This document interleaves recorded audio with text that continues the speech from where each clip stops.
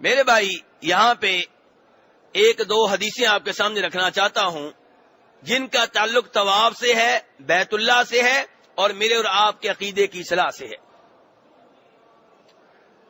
امام بخاری رحمہ اللہ اور امام ترمذی دونوں روایت کرتے ہیں کہ جناب امیر المؤمنین معاویہ رضی اللہ تعالی عنہ بیت اللہ کا طواف کر رہے ہیں اور بیت اللہ کے ہر کونے کو ہاتھ لگا رہے ہیں۔ بیت اللہ کے کتنے کونے ہیں؟ چاروں کونوں کو ہاتھ لگا رہے ہیں۔ جناب عبداللہ ابن عباس رضی اللہ عنہما وہ بھی صحابی ہیں، وہ یہ منظر دیکھ رہے ہیں۔ جناب امیر معاویہ کو روکا، یہ آپ کیا کر رہے ہیں؟ نبی علیہ الصلوۃ والسلام نے تو حجر اسود کو ہاتھ لگایا، رکن یمانی کو ہاتھ لگایا، بیت اللہ کے باقی دو کونوں کو ہاتھ نہیں لگایا، آپ چاروں کو ہاتھ کیوں لگا رہے ہیں؟ میرے بھائی دھیان سے، آج ہم لوگوں کو جب شریعت بتاتے ہیں، قرآن سناتے ہیں، احادیث سناتے ہیں، وہ کہتے ہیں بھائی تمہیں کیا پتا محبت و عقیدت کا، محبت عقیدت میں سب کچھ جائز ہے۔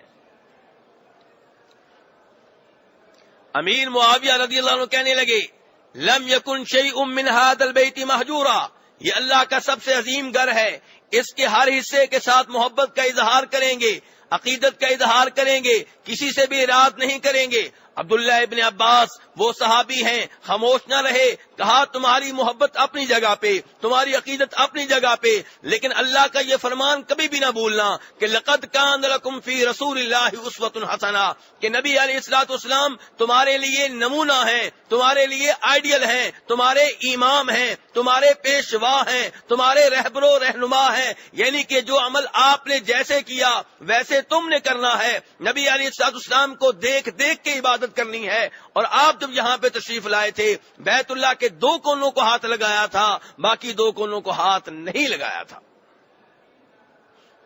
تو کیا امیر معاویہ نے آگے سے کہا نہیں میں پھر بھی لگاؤں گا؟ جی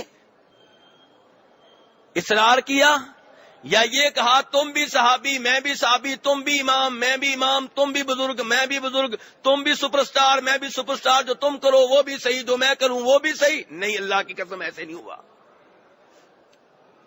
جو ہی سنا، قرآن کی آیت سنی، نبی علیہ السلام کا نام سنا، جناب امیر معاویہ نے سر جھکا دیا، کہا لقد اصبت، عبداللہ تم ٹھیک کہہ رہے ہو، یعنی کہ آئندہ میں بیت اللہ کے دو کونوں کو ہاتھ لگاؤں گا، باقی دو کونوں کو ہاتھ نہیں لگاؤں گا۔ اس سے یہ بھی پتا چلا کہ صحابہ کرام جو انبیاء کرام علیہم الصلوۃ والسلام کے بعد سب سے زیادہ مقدس اور محترم لوگ ہیں، چھوٹی موٹی غلطی ان سے بھی ہو جاتی تھی، لیکن جب انہیں حدیث سنائی جاتی، جب انہیں قرآن کی آیت سنائی جاتی تو فوراً اپنی اصلاح کیا کرتے تھے۔ یہ فرق ہے ان میں اور ہم میں۔ ہم حدیثیں سننے کے باوجود، آیتیں سننے کے باوجود اپنا کلچر، اپنا مسلک، اپنی جماعت، اپنا ملک، اپنا آئین، اپنی برادری، اپنا دستور چھوڑنے کے لیے تیار نہیں ہے۔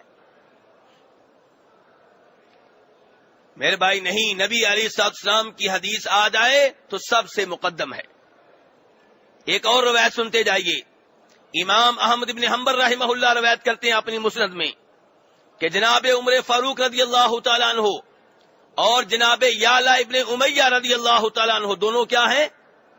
صحابی ہیں، دونوں کیا ہیں؟ بیت اللہ کا طواف کر رہے ہیں۔ یعلا بن امیہ کہتے ہیں کہ جب ہم بیت اللہ کے دروازے کے بعد آنے والے بیت اللہ کے کونے کے پاس پہنچے تو میں نے امیر المؤمنین جناب عمر فاروق کا ہاتھ پکڑا تاکہ بیت اللہ کے اس کونے کے ساتھ لگاؤں، تو عمر فاروق رضی اللہ عنہ کہنے لگے اما طفت مع رسول اللہ صلی اللہ علیہ وسلم، تم نے اللہ کے رسول کے ساتھ طواف نہیں کیا؟ میں نے کہا کیا تھا۔ کیا نبی علیہ الصلوۃ والسلام نے اس کونے کو ہاتھ لگایا تھا؟ نہیں لگایا تھا۔ پھر تم کیوں لگا رہے ہو؟ پیچھے ہٹ جاؤ۔ اور ہم کہتے ہیں سب کچھ جائز ہے۔ ہمیں کیا بتایا گیا جی؟ جو مرضی کرو۔ یہاں پہ صحابہ کرام بیت اللہ میں کعبہ شریف کے ساتھ اپنی مرضی سے کچھ کرنے کی اجازت نہیں دے رہے، اور ہم قبروں پہ جا کے جو مرضی کریں۔ کوئی جناب کسی مزار سے باہر نکل رہا الٹے پاؤں، یہ کیا ہے؟ کوئی سجدہ کر رہا ہے، کوئی رکوع کر رہا ہے، کوئی چادر چڑھا رہا ہے، کوئی تیل تبرک کے نام پہ لے رہا ہے، کوئی مٹی لے رہا ہے، کوئی نمک لے رہا ہے. یہ کیا ہے؟ یہ کون سا دین ہے؟ میرے بھائی، اللہ کے لیے اپنے عقیدے کی بھی اصلاح کریں، اپنے رشتہ داروں، محلے داروں، دوستوں کے عقیدے کی اصلاح کریں. آپ ذمہ دار ہیں. اللہ نے اگر آپ کو صحیح عقیدہ دیا ہے تو اپنے دوستوں کو، رشتہ داروں کو، محلے داروں کو جہنم کی آگ سے بچائیں.